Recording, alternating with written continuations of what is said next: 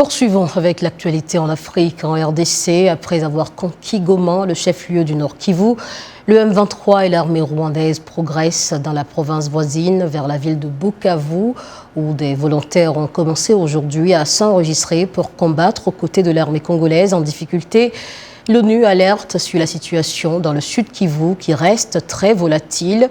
Un sommet extraordinaire de la communauté de développement de l'Afrique australe se tient dans la capitale zimbabwéenne, Harare.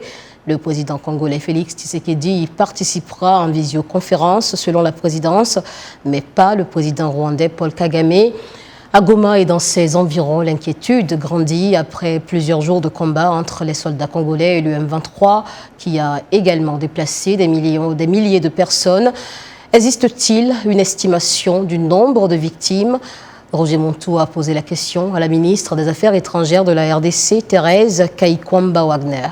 Je voudrais tout d'abord préciser une chose. Quand nous parlons de la situation qui prévaut dans la ville de Goma, chef-lieu du territoire du Nord Kivu, il ne s'agit pas d'une présence des rebelles du M23, il s'agit d'une occupation des forces armées rwandaises sur un territoire souverain de la République démocratique du Congo. En ce qui concerne le nombre de morts que nous déplorons, vous allez comprendre qu'avec la volatilité du contexte, il a été très difficile de chiffrer cela. Nous sommes dans le regret de constater quand même que nous parlons, quand il s'agit des morts, de milliers de morts. Alors vous parlez d'une situation difficile. Votre gouvernement considère-t-il cela comme un échec, je dirais, dans la défense d'une ville majeure? Comment expliquez-vous ce revers, Madame la Ministre? Comment cela, beaucoup se posent la question, comment cela a pu arriver, quoi? C'est une situation évidemment que nous déplorons, qui nous révolte aussi énormément. Ce qui est important quand même est de reconnaître que depuis 3 ans, la République démocratique du Congo tire la sonnette d'alarme par rapport au M23 et à la présence des forces armées rwandaises.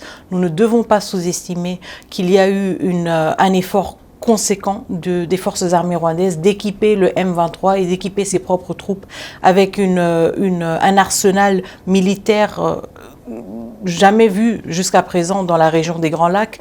Je me souviendrai aussi du fait que même les Nations Unies, avec une mission de maintien de la paix très forte, une des plus grandes en République, une des plus grandes sur le continent africain, a elle-même parlé du fait que l'armement, que les armes qui étaient utilisées par les forces armées rwandaises et par le M23 allaient bien au-delà de leurs propres capacités. Je ne veux pas aussi passer sous silence le fait que depuis quasiment plusieurs mois, le Rwanda a utilisé une technologie de brouillage de systèmes GPS qui ont rendu la navigation de l'espace aérien dans le Nord Kivu extrêmement difficile, ce qui voudrait dire que tout ce qui s'apparentait à des efforts de ravitaillement militaire, mais aussi des ravitaillements humanitaires et de l'aviation civile ont été complètement compromis dans une violation flagrante du cessez-le-feu, dans une violation flagrante de la Convention de Chicago. Et nous avons toujours fustigé et dénoncé justement cette course, si vous voulez, à l'armement que le Rwanda a menée pour justement imposer de manière extrêmement brutale sa présence et saper tous les efforts qui ont été consentis par toutes les parties prenantes de trouver une solution politique à cette situation. Une interview à suivre en intégralité sur voaafrique.com et sur nos réseaux sociaux.